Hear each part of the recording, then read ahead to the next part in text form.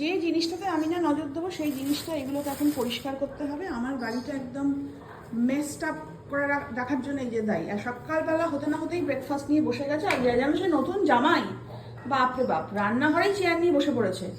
এই জামাই ষষ্ঠী হচ্ছে। আর জামাই ষষ্ঠী, তোর যে রোজই জামাই ষষ্ঠী হচ্ছে। আর আজকে ব্রেকফাস্টে দেখো, কালকে ছিল রাত্রিবেলা ঘুগনি, সেই ঘুগনিটাকে পেঁয়াজ লঙ্কা শশা মেরে নিরামিষ থেকে আমিষ করে দিয়েছে মা। তার সাথে পরোটা, ডিম সিদ্ধ আর তিনখানা মিষ্টি। জামাই আমি মোটে 3টে মিষ্টি খাই না। আমি খেয়ে নেবো। হ্যাঁ, তোকে বিশ্বাস নেই। আর অনেকদিন তো হলো, আর কতদিন নতুন জামাই সাথে থাকবি বাড়িতে? যতদিন বেঁচে আছি ততদিন আমি থাকবো। আচ্ছা, বাপরে বাপ।